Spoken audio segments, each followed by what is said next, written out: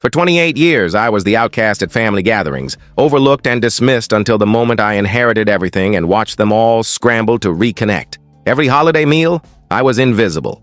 My cousins were celebrated for their modest accomplishments, while I could have invented a revolutionary technology and they'd still ask when I'd find a proper career. My Aunt Lorraine would sidestep me to embrace whoever stood behind me. Uncle Victor would boast about his children to strangers, conveniently forgetting I existed. "Meet my son Leo, the surgeon, and my daughter Clara, the attorney," he'd declare, chest swollen with pride. His gaze would glide past me as if I were part of the decor, even though I stood there clutching a bottle of fine wine I'd brought as a thoughtful gesture. Always premium wine, because I'd learned early that lesser gifts gave them another excuse to ignore me. My sin. I left law school in my second year to launch a tech startup. To them, I was a dropout who'd squandered a respectable path to tinker with software. The fact that my company, DataWave Innovations, was flourishing and generating millions annually meant nothing in their rigid social order. I wasn't a doctor, lawyer, or financier, so I was irrelevant in their world. "He's just experimenting," my mother would say to relatives who inquired about my absence from family events. "He'll come around and finish his degree eventually." This was years after I'd secured my first $1 million client deal. I stopped trying after my college graduation. I'd earned a master's in computer engineering while working full-time, maintaining a perfect GPA despite 60-hour work weeks split between my startup and studies. When I shared the milestone in the family chat, complete with a photo of me in my cap and gown, it was met with utter silence. 3 days of nothing. But when my cousin Ezra was promoted to shift supervisor at a local cafe, earning $12 an hour, the chat erupted with 47 congratulatory messages, 3 dinner invitations, and a group gift of a fancy watch for the rising star of the family. The irony wasn't lost on me. I was employing 15 people by then. At holiday dinners, I was relegated to the children's table, despite being 28 and older than many adults there. My place was always between my 8-year-old cousin and the high chair. At weddings, I was excluded from family photos. They'd ask me to step out for just the family shots, as if I'd been disowned genetically. "Could you take this picture?" they'd say, handing me their phones like I was hired help. During conversations, they'd speak as if I weren't there, discussing my life in third person while I stood nearby, sipping a drink and wondering why I'd driven 3 hours to be humiliated. "What's Quinn up to?" Aunt Lorraine would ask my mother, as if I wasn't sitting 2 feet away at the same table. "Oh, he's still messing around with that tech stuff," Mom would reply, brushing it off like swatting a mosquito. "Something with apps or whatever." My app thing had just signed a deal with a Fortune 500 company, but facts never disrupted their narrative. The worst part? I kept showing up hoping one day they'd ask about my life with real curiosity, that they'd finally see me as part of the family. It never happened. Then, Grandmother Evelyn passed away. I was the only one who visited her weekly at Horizon Pines, a sprawling care home that smelled of antiseptic and faded hopes. Every Tuesday at 6 p.m., I'd walk through those sliding doors with a small cooler of homemade oatmeal raisin cookies, her favorite recipe she'd taught me when I was 12, spending summers at her house. The staff knew me by name. "Quinn's here for Mrs. Thornton," they'd call over the intercom, their voices warm with recognition. The nurses would update me on her health, ask about my company, and recall details about my life my own family couldn't be bothered to remember. Meanwhile, the rest of the family treated Grandmother Evelyn like an obligation. Aunt Lorraine visited twice in 5 years, both times to discuss her will. Uncle Victor sent a birthday card annually but couldn't recall which grandchild was which during their brief calls. "Tell me about your business again," she'd say during our chess matches, her frail hands moving pieces with surprising skill. "The data storage thing." I'd explain the client strategies, server systems, and plans for a mobile platform. Her eyes would sparkle with genuine interest, asking questions that showed she was truly listening. "You know," she'd say, leaning back in her armchair as I reset the board, "I started the family real estate firm from nothing in 1952 with your grandfather in a beat-up van." Everyone said a woman couldn't run a real estate business. She'd grin, a spark of defiance in her eyes. "Showed them, didn't I? Made more than their husbands ever dreamed." These were stories she shared only with me. At family gatherings, she'd sit quietly while others bragged about their lives. But with me, she'd talk for hours about building her empire, the early struggles, the triumph of silencing skeptics. "You're like me at your age," she'd say, taking my rook with her queen. "Too determined to give up, too clever to fail." She stayed sharp until the end, remembering details about my business my parents never cared to learn. When I landed a $2.4 million contract, she was the only family member who grasped its significance. "That's legacy-building money," she said, squeezing my hand with surprising force. "Don't let anyone tell you otherwise." When she passed, I was the one at her bedside. The rest of the family was at Cousin Leo's engagement party, an event I wasn't invited to, despite living nearby and helping Leo secure his country club membership through a business contact. I learned of her death via a text from my mother. "Mom passed today, funeral details TBD." No call, no personal conversation, just a group text, like announcing a change in plans. When the lawyer called about the will reading, I nearly skipped it. Another family event where I'd be treated like an outsider, expected to stay quiet while the important people handled business. But Attorney Whitaker's urgent tone changed my mind.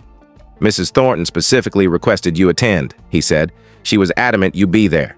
The family crowded into Whitaker and Sons, eyeing the estate like hyenas circling a fresh kill.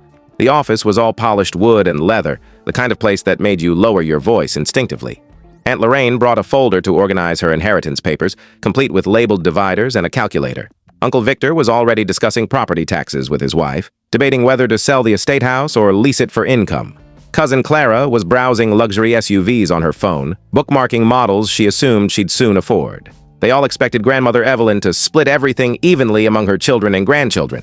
The estate was worth nearly $20 million, a grand Victorian home valued at $2.3 million, investment accounts worth $4.1 million, and the family real estate firm worth $12 million.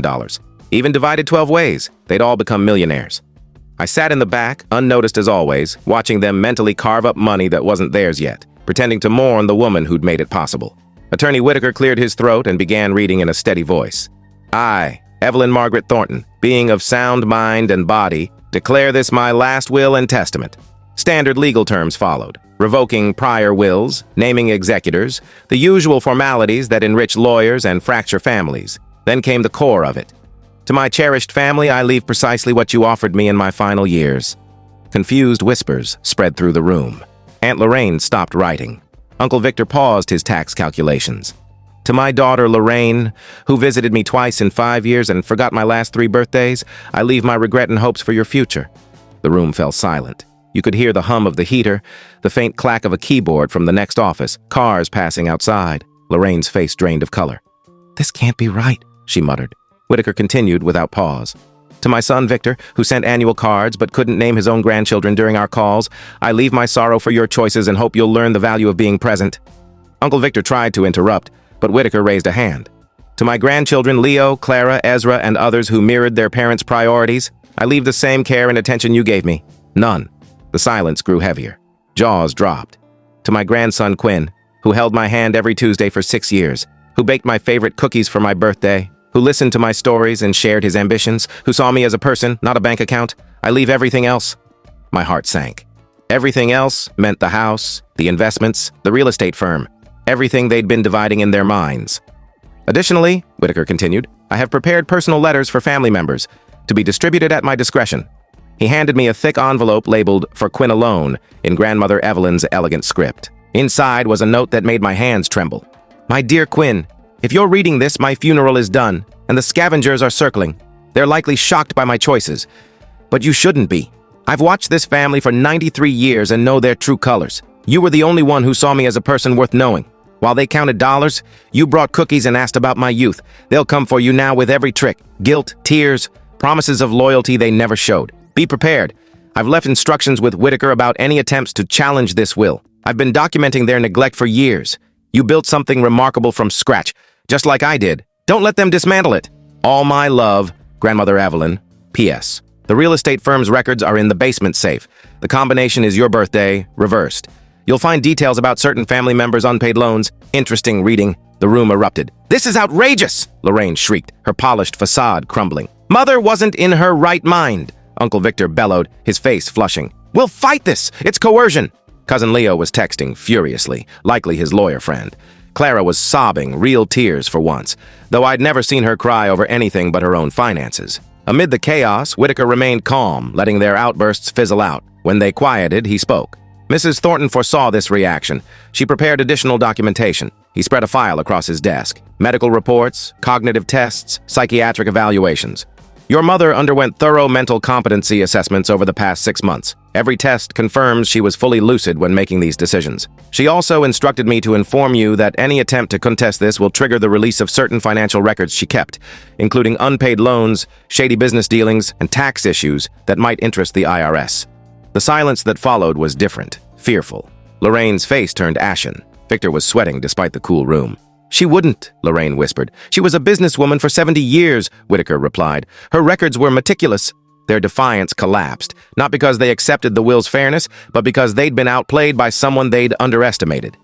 I left the office in a haze, clutching papers that made me one of the state's wealthiest people, and secrets that could unravel the family who'd spent decades diminishing me. The calls started before I reached my car. Within an hour, my phone was flooded with messages from people who hadn't contacted me in months. Lorraine. Quinn, sweetheart, let's talk. Dinner at my place, 7 p.m. Victor. Hey, haven't caught up in forever. Coffee tomorrow? My treat. Leo. Congrats on the inheritance. Let's celebrate. Drinks on me. Clara. Quinn, I've been meaning to call. I miss you. Even my parents, who lived nearby but hadn't spoken to me in 3 months, except to ask if I was still playing with tech, suddenly wanted to reconnect as a family. Lorraine's dinner wasn't an invitation. It was a command masked as warmth. I nearly didn't go. Part of me wanted to retreat, to process this life-altering moment alone, to figure out how to manage $20 million and a real estate firm I wasn't trained to run.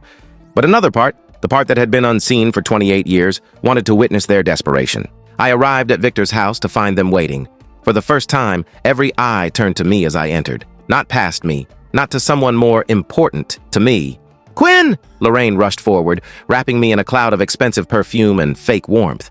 You look great! How's your company? I've been dying to hear about it. It was the first time she'd asked about my work in 15 years. The first time my name didn't sound like a burden on her lips.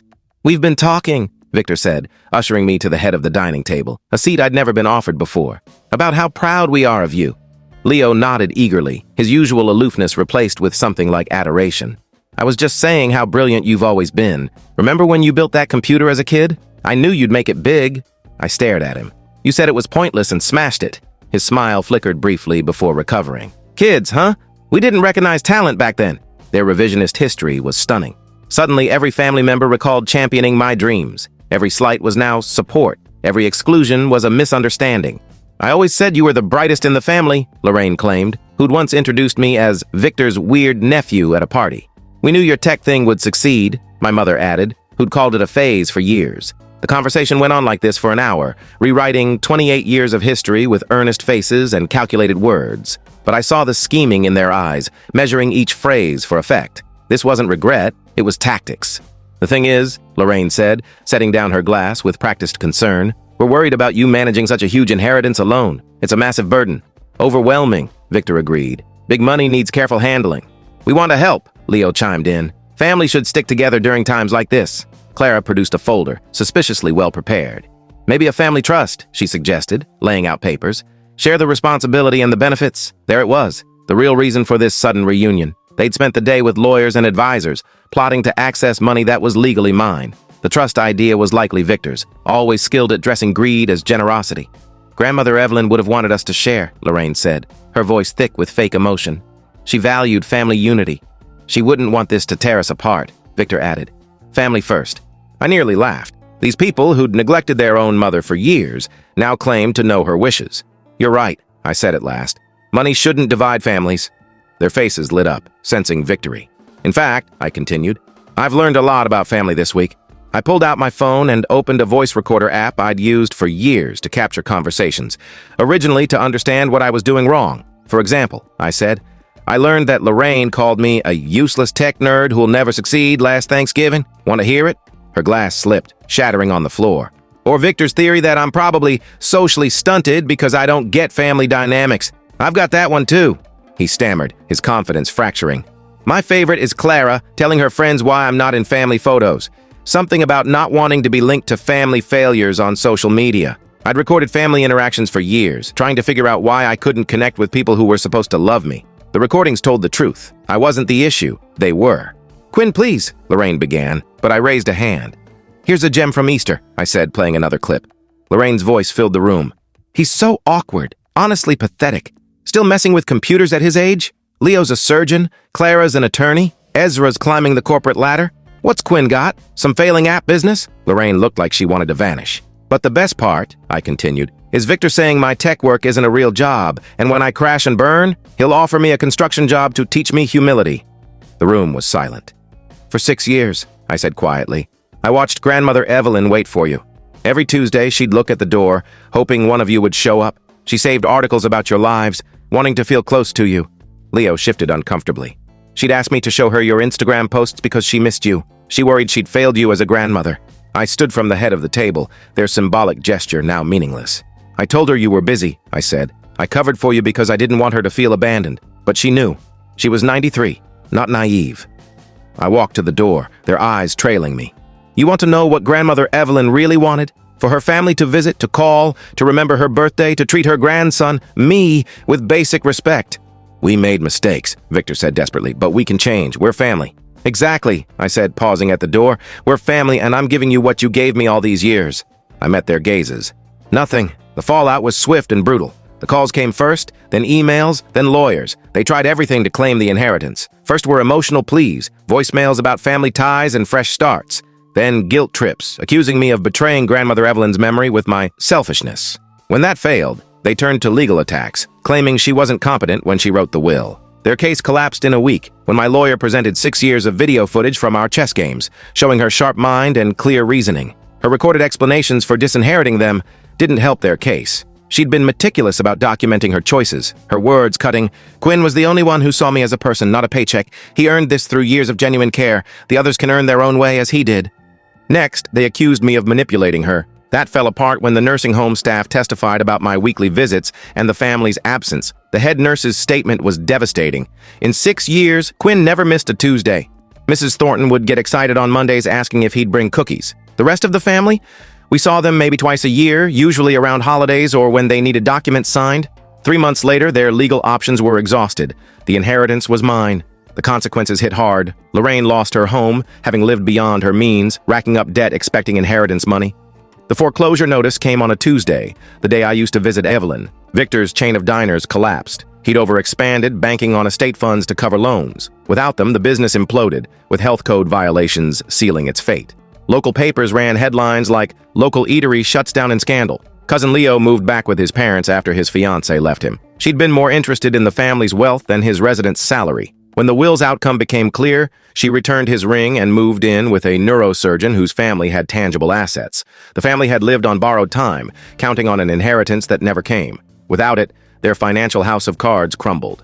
My parents made a final attempt at reconciliation 6 months later. They showed up at my new downtown office, tears in their eyes, delivering practiced speeches about family healing. "We love you," Mom said, her voice wavering. "Money doesn't matter. We just want our son back." "That's touching," I replied, not looking up from my desk. "Where was that love when I graduated, when I built my company, when I went through my divorce?" Dad adjusted his tie as if preparing a pitch. "We weren't perfect, Quinn, but we can try again. Family is forever." "You're right," I said, meeting his gaze. "You can try again just like I did when I stopped expecting anything from you." I pulled a check from my drawer, written weeks earlier, knowing this moment would come. "That's what you spent on my birthdays over the last decade," I said, handing him $500. "We're square." Their faces, shock, pain, and realization that their son wasn't the doormat they'd raised, were unforgettable. A year later, I ran into Clara at a downtown cafe. She looked worn, tired, stressed in faded clothes. The designer bags and perfect nails were gone. She was juggling 3 jobs to pay off debt, living in a cramped apartment she couldn't afford. "Quinn," she said softly, spotting me in line. "I know I don't deserve it, but can we talk? Really talk?" I searched her face for the manipulation I'd grown used to. Instead, I saw genuine regret. "I've been thinking about what you said that night," she continued, voice low. "About how we treated you, how we treated Grandma Evelyn. You were right about it all." She cried, real tears, not the performative ones from the will reading, drawing stares from other customers. "I was so mad at you for not sharing, but I'm really mad at myself. We all are. We knew we were cruel, and we did it anyway." "Why?" I asked, genuinely curious after all these years. "Because it was easier than admitting we envied you," she said, wiping her face with a napkin. "You were always the smartest, the most driven, the most real. You built something while we leaned on family connections and expectations.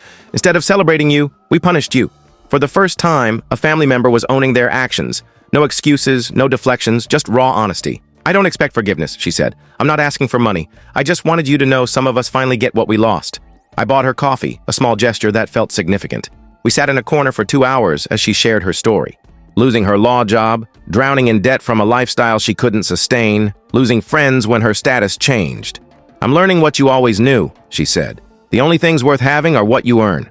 6 months later, Clara was the only family member I invited to my wedding. She didn't ask for anything but a chance to be a real cousin. She helped plan the reception, gave a speech about her pride in the man I'd become despite the family's treatment, and never mentioned money or the past. The rest of the family saw the wedding photos online. Victor left a comment with congratulations and a subtle plea about his financial woes. I deleted it without replying. Leo sent a long message claiming he'd always supported me and wanted to reconnect. I read it once and archived it. My parents didn't reach out, which was probably best. 3 years later, I run a foundation in grandmother Evelyn's name, funding tech education for underprivileged kids who remind me of my younger self, bright, ambitious, but lacking support. The real estate firm has grown into 3 new markets under expert management. I kept it alive, not for the money, but to honor Evelyn's legacy. The Victorian House is now a community hub offering after-school programs, job training, and startup courses. A plaque by the entrance reads, Evelyn Thornton Community Center, where everyone matters. Sometimes I wonder if I should have been more forgiving, shared the wealth, or tried to mend those family ties. Then I remember Tuesday evenings with grandmother Evelyn, holding her hand as she wondered why her family forgot her. And I know I chose right. Some things can't be bought like forgiveness. It's earned through actions, not promises. Through consistency, not convenience. Through presence, not presence. After 28 years of being unseen, I learned my presence was a gift, one that had to be earned, not demanded. The outcast doesn't always stay with the herd. Sometimes they find a better flock. Sometimes they build their own.